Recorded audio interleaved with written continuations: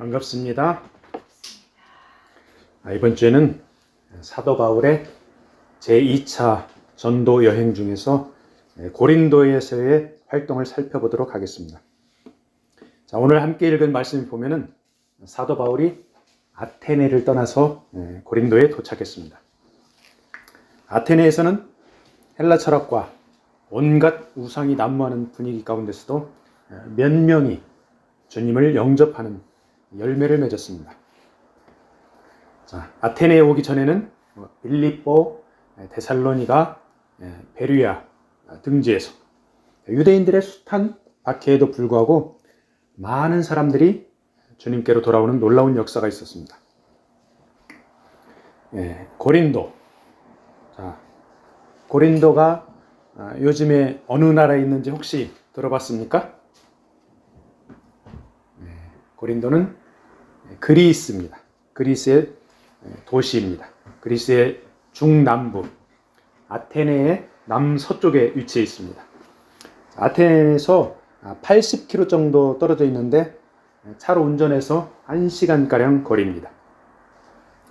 사도 바울 시대의 고린도는 상업과 물질적인 번영을 누린 로마 제국의 도시였습니다.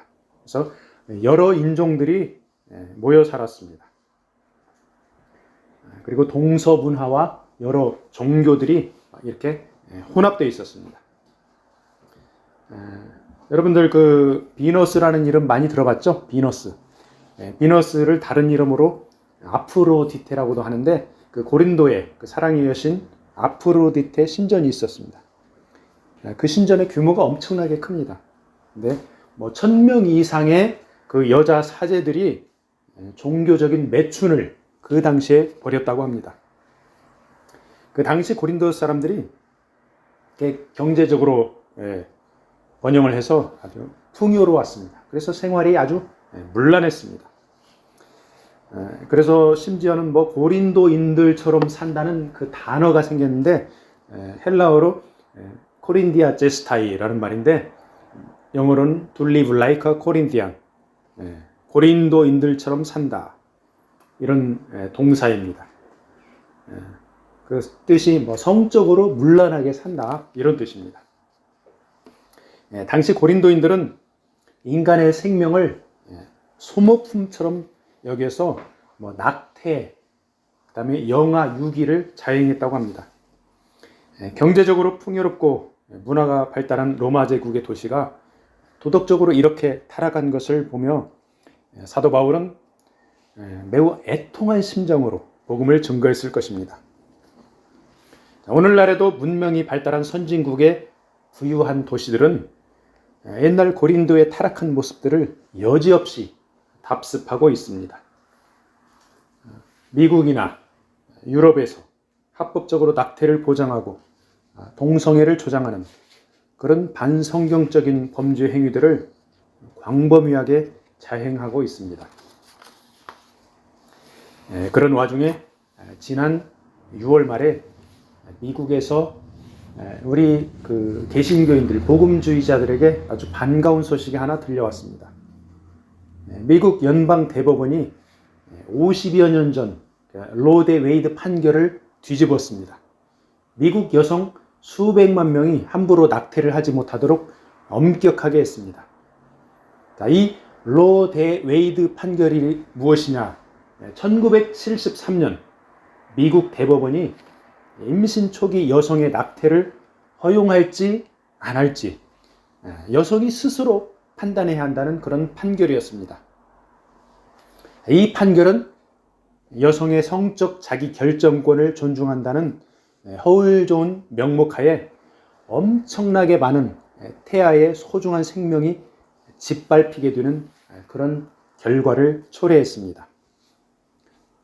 그런데 지난달 6월 24일 미국 연방 대법원이 이 판결을 뒤집었죠. 임신 15주 이후에 낙태를 전면 금지한 미시시피 주법, 그 미시시피 주법에 대한 위헌 법률 심판에서 6대 3으로 합헌 판결을 내렸습니다. 그러니까 미시시피 주에서는 임신 중단, 즉 낙태를 전면 금지한다. 임신 15주 이후에는 낙태를 금지한다. 그런 법이 헌법에 이렇게 합치한다. 그런 내용이죠. 자, 이번 판결로 인해서 각 개별 주에서 낙태를 금지할 수 있게 되었습니다. 그러니까 인간의 생명을 존중한 합리적인 판결이라고 할 수 있습니다. 자, 그런데 가톨릭 교인이며 낙태를 지지하는 미국 대통령 바이든, 이 바이든이 딴지를 걸고 나섰습니다. 낙태권 확대와 사생활 보호 강화를 골자로 하는 행정명령에 서명을 했습니다. 대통령의 행정명령보다 대법원의 결정이 더 상위 있죠. 그러니까 이렇게 법적으로 치열하게 서로 싸우고 있는 것입니다. 인간의 소중한 생명을 해치는 낙태 행위는 명백하게 성경에 위배됩니다. 바이든 대통령은 대놓고 하나님을 대적하는 그런 악행을 일삼고 있습니다.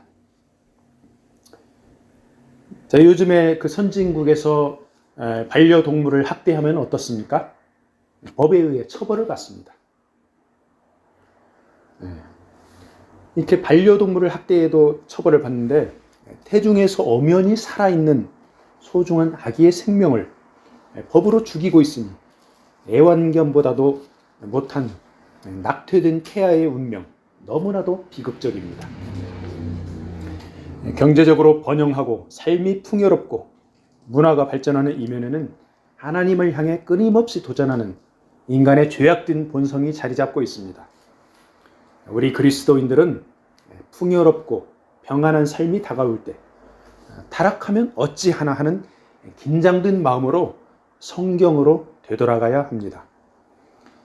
성경의 사도행전, 오늘 본문에 나오는 사도 바울, 당시 최고의 엘리트 학자였습니다. 로마 시민권을 가지고 있었습니다. 그러니까 그 당시에 부귀 영화를 누리면서 편안하게 살아갈 수 있는 그런 조건을 가지고 있었습니다. 그렇지만 사도 바울은 생명이신 예수 그리스도, 길과 진리이신 예수 그리스도를 인격적으로 만난 이후로 그 예수님을 자랑하지 않고는 견딜 수가 없었습니다. 그래서 그 예수님을 지중해 연안과 유럽까지 여행하면서 열심히 증거하면서 살았습니다. 아테네에서 고린도로 넘어온 바울은 심신이 고나고 매우 탈진한 상태였을 것입니다. 바울은 빌립보와 데살로니가, 베레아에 전도를 하면서 감옥에도 갇히고 매도 맞고 유대인들에게도 쫓겨다니면서 극심한 고통을 겪었습니다. 그렇지만 바울은 중도에 포기하지 않았습니다. 아테네에서도 전도하고 이제 고린도에까지 왔습니다. 바울을 옆에서 섬기며 도와주던 디모데와 실라는 마게도냐 지역에서 머물고 있어서 바울은 옆에서 도와줄 사람도 없고 심신이 매우 곤고한 상태였을 것입니다. 자, 이렇게 힘든 시기에 하나님께서 바울에게 동역자들을 붙여주셨습니다. 그들이 바로 오늘 본문에 나오는 브리스길라와 아굴라 부부입니다. 자, 누가 아내고 누가 남편입니까? 아굴라가 남편이고 브리스길라는 아내입니다. 자, 남편인 아굴라는 유대인으로 오늘날 흑해 동남쪽 본도 지역 출신입니다. 본도는 폰투스 지역 출신입니다. 자, 아내 브리스길라는 로마의 귀족 출신이라고 합니다. 자, 브리스길라와 아굴라가 어떻게 만나서 결혼을 했는지 명확히 알 수는 없지만은 서로 사랑하여 부부가 되어 로마에서 같이 살고 있었던 것으로 보입니다. 자, 그런데 로마에 살던 유대인들이 서기 49년에 글라우디오 황제로부터 추방 명령을 받았습니다. 너희 유대인들 전부 다 로마에서 떠나가. 로마에서 살 수 없어. 아주 가혹한 추방 명령을 내렸습니다. 자, 유대인이었던 남편 아굴라, 무조건 로마를 떠날 수밖에 없었습니다. 자, 로마 귀족 출신이었던 아내 브리스길라는 남편만 보내고 자신은 로마에 남아 로마에 남아있을 세상적인 그런 방법을 찾을 수도 있었을 것입니다. 그렇지만 이 브리스길라는 남편을 엄청나게 사랑했던 것 같아요. 사랑하는 남편인 아굴라를 나서면서 로마를 떠나는 길을 선택했습니다. 로마의 귀족 출신이 로마를 떠나 산다는 것은 분명 고생길입니다. 그렇지만 브리스길라는 그 고생길을 사랑하는 남편과 함께 헤쳐나갈 결단을 한 것입니다. 이제 브리스길라와 아굴라 부부가 고린도에 와서 천막 만드는 일을 합니다. 열심히 살아가고 있습니다. 그런데 어느 날 이 부부는 고린도에 와서 살며 천막을 만들며 전도 활동을 하던 사도 바울과 만나게 되었습니다. 브리스길라와 아굴라 부부 그리고 사도 바울 급속히 친해졌습니다. 나중에는 함께 살면서 천막 만드는 일을 같이 했습니다. 로마에서 쫓겨나 고린도에서 힘겹게 살고 있던 브리스길라와 아굴라 부부에게 바울은 복음을 전해주면서 소망을 불어넣어 주었습니다. 여러 지방을 다니며 심신이 곤고했던 바울도 이들 부부를 만나 함께 일하고 함께 생활하면서 활력을 얻었을 것입니다. 이렇게 그리스도인들은 서로에게 힘과 위로를 주며 아름다운 모습을 보여주어야겠습니다. 가족도 아닌 다른 사람들과 함께 산다는 것 쉽지 않은 일이죠. 각자의 이해관계는 물론 습관이나 문화 충돌로 인해서 결코 쉬운 일이 아닙니다. 그럼에도 바울과 브리스길라 아굴라 부부 함께 생활했습니다. 일도 같이 했습니다. 이런 것이 가능할 수 있었던 것은 예수 그리스도의 사랑이라는 거룩한 가치관으로 함께 했기 때문입니다. 브리스길라와 아굴라 부부는 고린도에서 뿐만 아니라 나중에 바울이 에베소로 이동할 때 바울을 따라갔습니다. 동행하면서 사역을 도와주고 섬겼습니다. 부부 중에 한 사람이 아닌 둘 다, 남편과 아내가 둘 다 진정으로 바울을 영적인 스승으로 존경하며 따랐기 때문에 에베소까지 동행했고 그곳에서 하나님의 교회를 시작했습니다. 바울이 에베소에 있을 때 고린도 교인들에게 편지를 썼는데 이 부부의 이름이 등장합니다. 고린도전서 16장 19절을 읽어드리겠습니다. 아시아의 교회들이 너희에게 문안하고 아굴라와 브리스가와 그 집에 있는 교회가 주 안에서 너희에게 간절히 문안하고, 여기 브리스가로 나왔는데 아굴라와 브리스길라 발음이 좀 차이가 있죠. 부부입니다. 그러니까 아굴라와 브리스가의 집에 교회가 있다는 거, 가정교회가 있다는 거죠. 이렇게 고린도 교인들에게 문안한다고 나와 있습니다. 자, 고린도에서 바울로부터 철저한 신앙 교육을 받은 이 부부가 에베소에서 바울을 도와 사역도 하고 가정에서 교회를 개척하여 하나님 나라를 증거한 것입니다. 이 부부가 사도 바울에게서 얼마나 철저하게 교육을 받았는지 나중에는 성경에 능통한 알렉산드리아 출신 아볼로에게까지 복음을 증거합니다. 자, 오늘 본문 사도행전 18장 뒷부분에 보면 26절에 그가 회당에서 담대히 말하기 시작하거늘, 그는 아볼로입니다. 브리스길라와 아굴라가 듣고 아볼로를 데려다가 하나님의 도를 더 정확하게 풀어 이르더라. 성경에 능통한 아볼로를 브리스길라와 아굴라가 하나님의 도를 더 정확하게 풀어 가르쳤다, 이 말씀이죠. 자, 아볼로는 원래 요한의 세례만 알았습니다. 그러니까 구약 성경에 능통하고 요한의 세례를 알았던 것이죠. 그런데 열정적으로 예수님을 전했습니다. 이 아볼로를 브리스길라와 아굴라 부부가 데려다가 복음을 정확하게 더 가르쳐 주었습니다. 그래서 이 아볼로가 더욱더 열심히 복음을 증거했습니다. 이렇게 하나님 나라의 복음이 사도 바울에게서 브리스길라와 아굴라 부부에게로, 그리고 아볼로에게로 점차 지경을 넓히며 정확하게 증거되어 갔습니다. 브리스길라와 아굴라 부부는 평생을 복음을 증거하며 가는 곳마다 교회를 개척했던 것으로 보입니다. 자, 로마에서 유대인 추방령을 내렸던 글라우디오 황제가 서기 54년에 사망하게 됩니다. 그러자 브리스길라와 아굴라 부부가 나중에 로마로 되돌아왔던 것으로 보입니다. 자, 사도 바울이 로마의 성도들에게 문안 인사를 한 로마서 16장에 브리스길라와 아굴라 부부의 로마에 있는 교회를 언급하고 있습니다.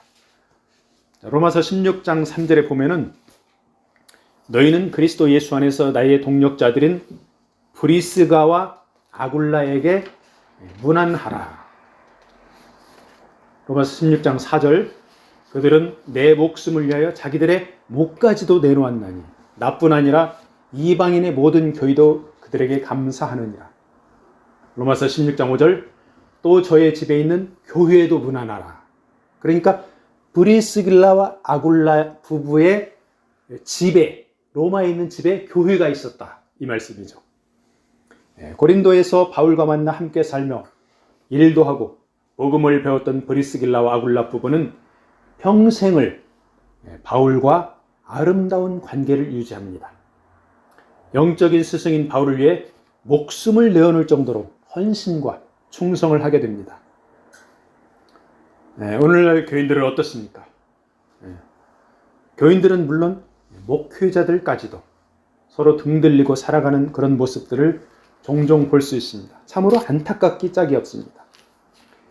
바울과 브리스길라 아굴라 부부가 평생 아름다운 관계를 유지했던 것은 예수 그리스도라는 구심점이 있었기 때문입니다.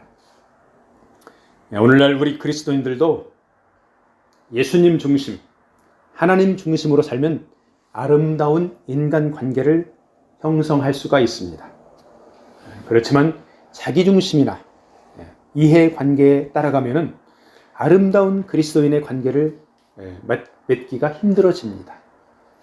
우리 각자의 이해관계나 성격보다도 먼저 예수 그리스도를 최우선에 놓고 아름다운 인간관계를 만들어 가기를 축복합니다. 사도 바울이 브리스길라와 아굴라 부부와 함께 천막을 만들어가며 일을 하고 안식일에 복음을 증거하고 있을 때 반가운 동역자들이 마게도냐로부터 합류했습니다. 그들이 바로 디모데와 실라입니다.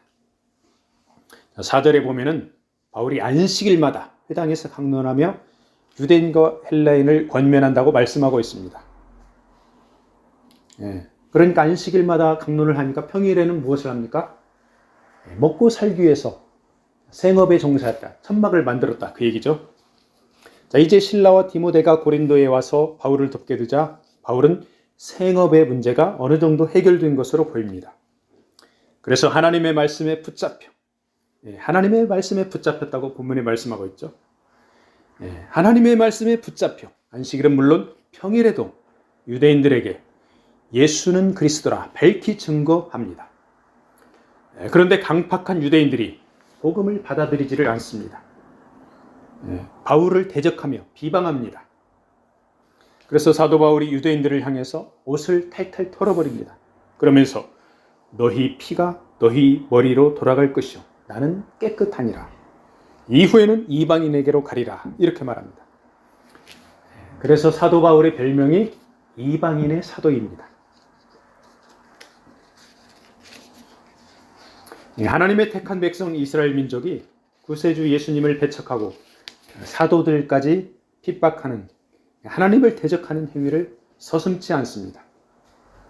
사도 바울의 말처럼 그들 유대인들은 역사 가운데 엄청난 핏값을 치렀습니다.